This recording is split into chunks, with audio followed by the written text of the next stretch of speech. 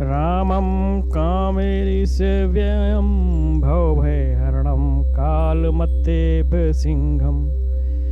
योगीन्द्रं ज्ञानगम्यं गुणनिधि मजितं निर्गुणं निर्विकारं मायातीतं सुरेशं खलौ धनिरतं ब्रह्मविन्देकदेवं वन्दे कन्दावदातं सरसिजनयनं देवमुर्वीस्वरूपम्। कामदेव के शत्रु शिव जी की सेव भाव जन्म मृत्यु के भय को हरने वाले काल रूपी मत वाले हाथी के लिए सिंह के समान योगियों के स्वामी योगीश्वर ज्ञान के द्वारा जानने योग्य गुणों की निधि अजय निर्गुण निर्विकार माया से परे देवताओं के स्वामी दुष्टों के वध में तत्पर ब्राह्मण वृंद के एकमात्र देवता रक्षक जल वाले मेघ के समान सुंदर श्याम कमल से नेत्र वाले पृथ्वीपति राजा के रूप में परम देव श्री राम जी की मैं वंदना करता हूँ।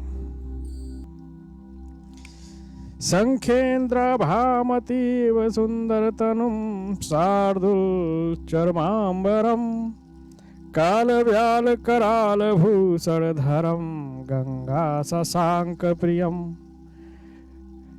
काशीसम कलिकलमशोघ शमनम कल्याण कल्प द्रुमम नामीड्यम गिरिजापतिम गुणनिधे कंदर्प शंकरम।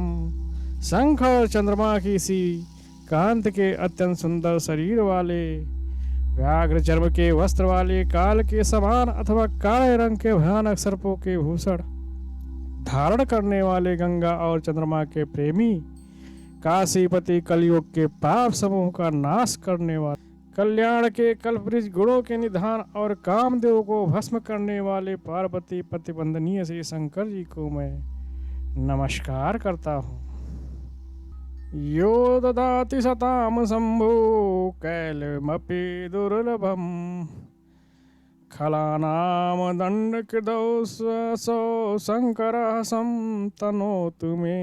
जो सतपुरुषों के अत्यंत दुर्लभ कैवल्य मुक्ति तक दे डालते हैं, जो दुष्टों को दंड देने वाले हैं, वो कल्याणकारी श्री शंभु मेरे कल्याण का विस्तार करें। लव निमेष परमान जुग बरस कल्प सर चंड भजिस न मनते हैं राम को काल जास को दंड। लव निमेष परमान वर्ष युग और कल्प जिनके प्रचंड बाण हैं और काल जिनका धनुष है, हे मन तो उन श्री राम जी को क्यों नहीं भसता। सिंधु वचन सुन राम सचिव बोले प्रभु अस कहो अब विलंब कही काम करो सीत उतरे कटको। समुद्र के वचन सुन के प्रभु श्री राम जी ने मंत्रियों को बुलाकर ऐसा कहा, अब विलंब देरी किस लिए हो रहा है, पुल तैयार करो जिसमें सेना उतरे। सुनो भानुकुल के तु जामवंत करे जोर कहे नाथ नाम तव सेतु नर चढ़ भव सागर तरही।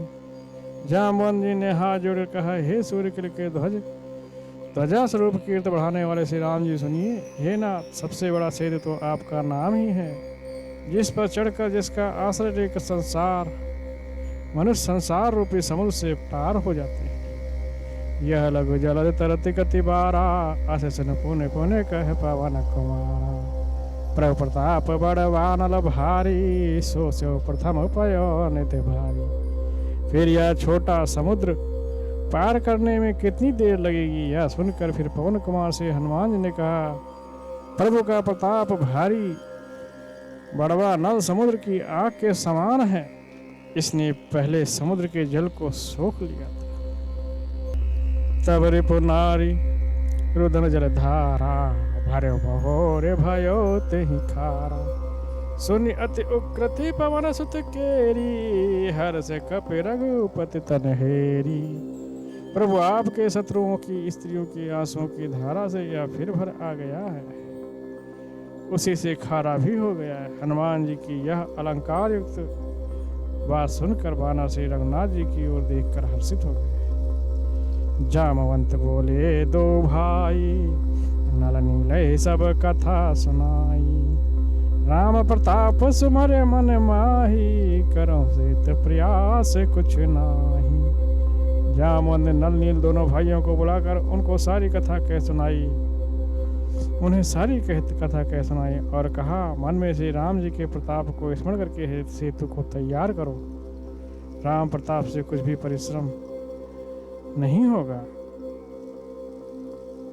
बोली लिए कपन कर बहोरी, सकल सुनो बिनती कछु मोरी। राम चरण पंकज और धरहूँ, कौतुक एक भालु कपिहरहूँ।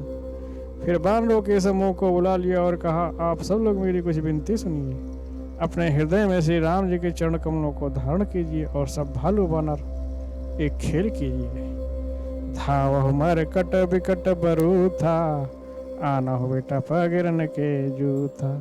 सुन कपि भालू चले करिहुहा, जय रघुवीर प्रताप समूहा।